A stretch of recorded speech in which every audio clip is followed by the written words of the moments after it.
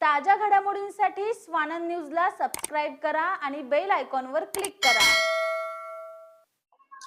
मुझे बहुत खुशी है।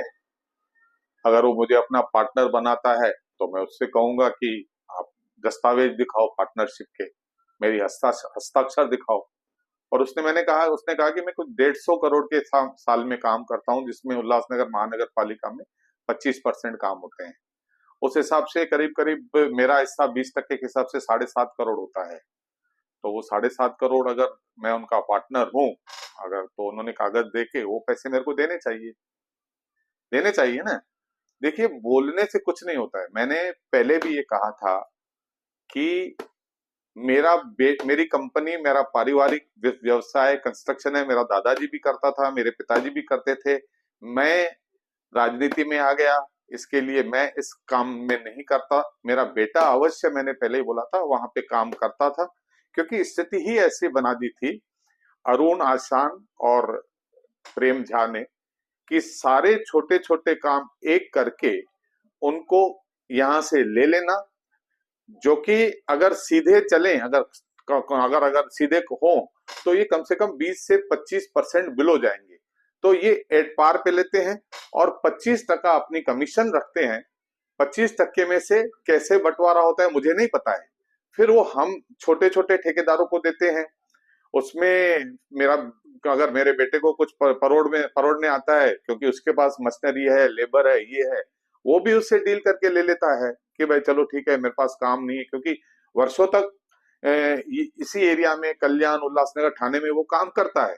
35 साल का मेरा बच्चा है, उसकी अपनी लाइफ है, वो क्या करता है। अगर वो कह रहा है कि मेरे साथ उसकी पार्टनरशिप है, प्रदीप रामचंदानी के साथ पार्टनरशिप है, तो भैया प्रेम झा जी, मैं हाथ जोड़कर बोलता हूं कि अगर आपके पास मेरी पार्टनरशिप है तो वो 7.5 करोड़ मुझे दीजिए।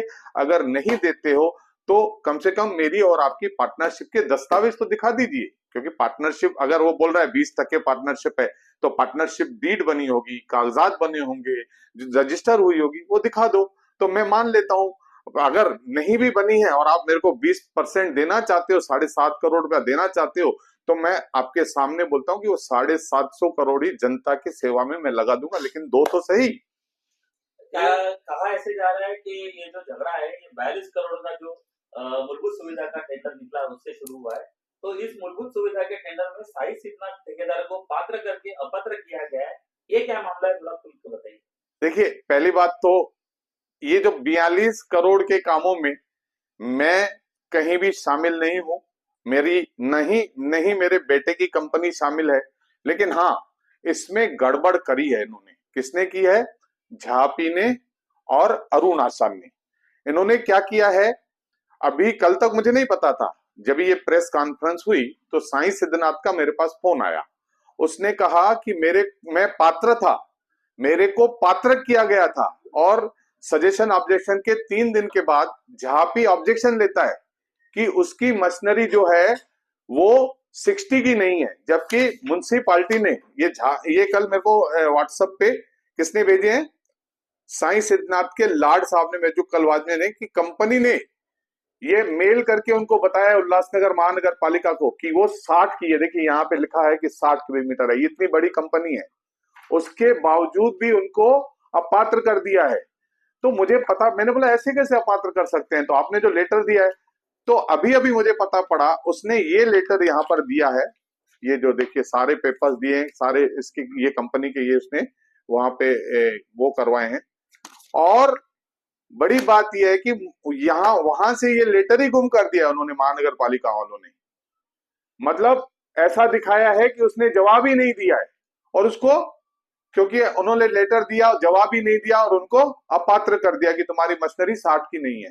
पहले पात्र करते हैं कंपनी के आधार पे कि भाई 60 की है, बाद में अपात्र कर देते हैं।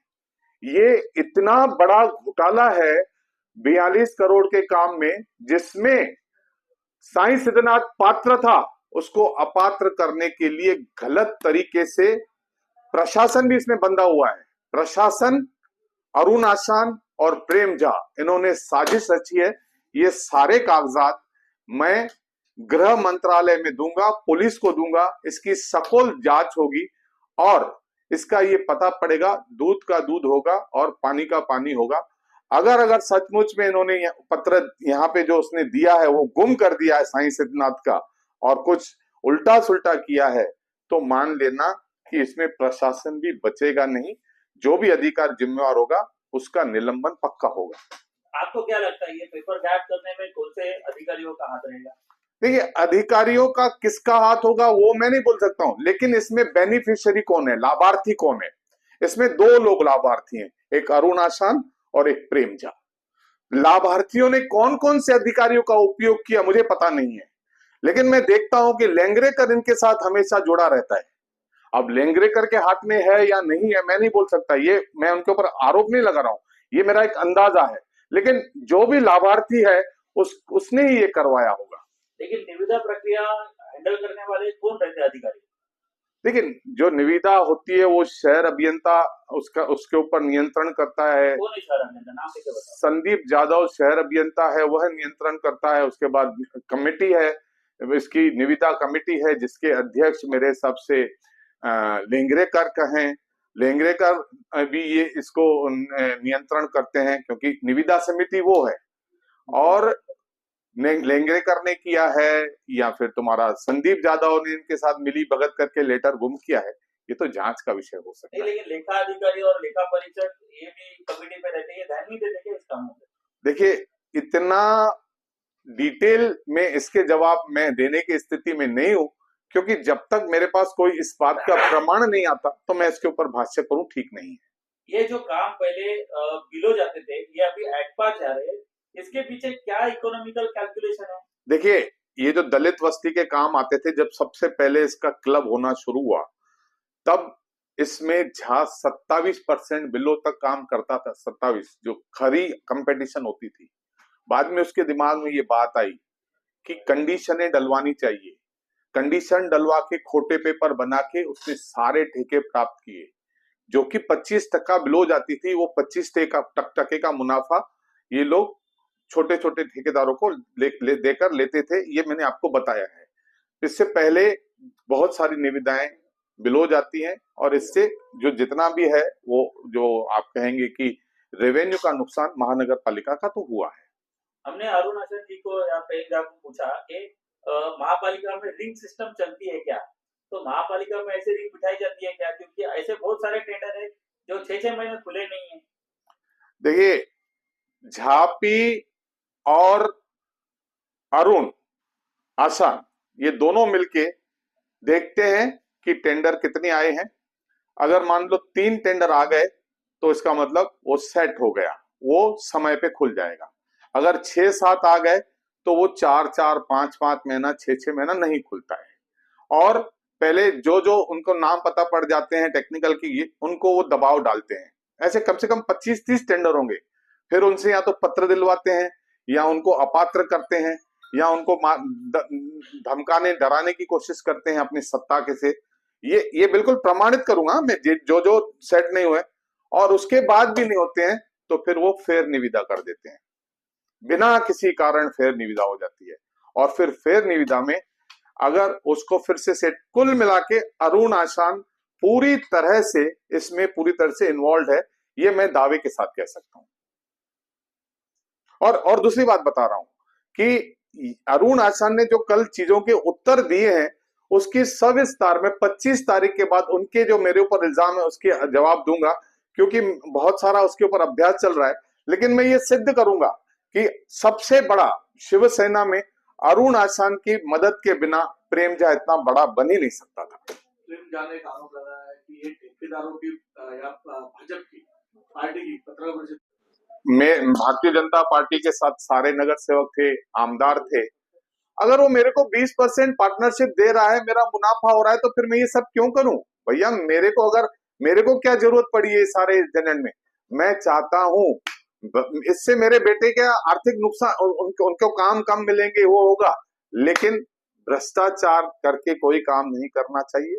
सारी चीजें पारदर्शी होनी चाहिए।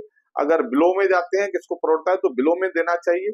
केवल एक आदमी का एकाधिकार नहीं होना चाहिए, इसके लिए हमारा प्रयास है। एक बात सवाल है, टक्केवारी नहीं मिलने की वजह से बौखला गए, क्या कहना? किसको टक्केवारी नहीं मिली है? प्रेम झा बोल रहे हैं कि आपको हर बार मैं टक्केवारी देता हूँ, इस बार नहीं दिए, इसलिए मेरे को अगर सिद्ध कर दे ना, मैं बोलता हूँ अभी ऐसे तो मैं भी बोल दूंगा कि भाई मैंने अपना अरुण झा को 5 करोड़ रुपए दे दिए हैं तो भी मेरा काम नहीं करा है। ऐसे हवा तरीके से नहीं होना चाहिए। टक्केवारी दिए किसने दिए, कैसे दिए, उसका प्रमाणित करे। एक भी बंदा प्रदीप रामचंदानी को खरीद नहीं सकता है। अपने डंके के चोट पे बोलता हूं, अगर मेरे को वो 20% पार्टनरशिप देता है तो क्या मेरे को काले कुत्ते ने काटा है कि मैं आपके सामने आके उसकी शिकायत करूं। भाजपा जिस तरीके से प्रेम झा और अरुण आशान पे अटैक कर रही है, तो ऐसी चर्चा है शहर में कि पीडब्ल्यूडी मिनिस्टर रविंद्र चौहान जी ने आयुक्त अजीत शेख को फोन करके बोला गया था कि इस टेंडर पे रुकने के लिए कहा गया था, लेकिन अजीत शेख जी ने उनका न सुनते हुए, खासदार और मुख्यमंत्री साहब का सुनते हुए एक्सेप्टेंस लेटर झापी कंपनी को दिया गया है। उसके कारण ये सब हो रहा है। ये बात सच है? ऐसा किसने बोल दिया?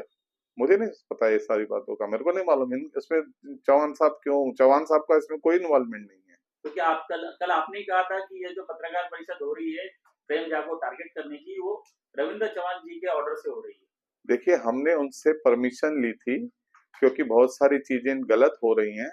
तो सत्ता में रहने की वजह से बहुत बार बहुत सारी एक सीमाएं होती हैं, उसको सीमाओं का लांघने के लिए हमने उनसे परमिशन ली थी कि हमको प्रेस कॉन्फ्रेंस करने दी जाए। बहुत सारा उल्लासनगर में गलत हो रहा है तो उन्होंने हमको परमिशन दी। तो ये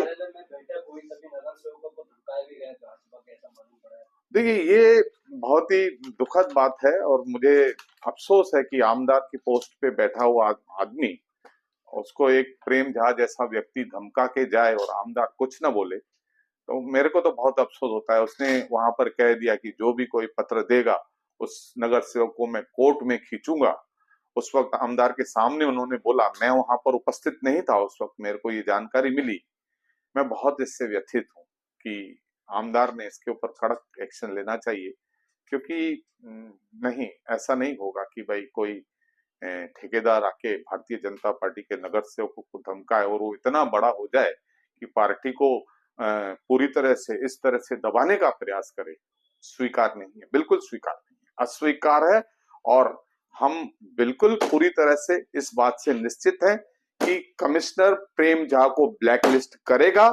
नहीं करेगा तो कमिश्नर ने, मैंने कल आप लोगों ने गलत कोट किया था, कमिश्नर ने एक कॉन्ट्रैक्टर को 100 करोड़ का फायदा दिया है। उसके पेपर मिलने के ऊपर कमिश्नर के ऊपर सीधे हम लोग प्रहार करेंगे। जैसे ही हमारे पास वो पेपर आ जाएंगे, यह तय है कि किसी की भी नहीं चलने देंगे, वो कमिश्नर हो या प्रशासन हो, उसने सीधी तरह से नियमों का पालन करना होगा, नहीं तो फिर कमिश्नर को भी बख्शा नहीं जाएगा। ताज्या घडामोडींसाठी स्वानंद न्यूजला सबस्क्राइब करा आणि बेल आयकॉनवर क्लिक करा।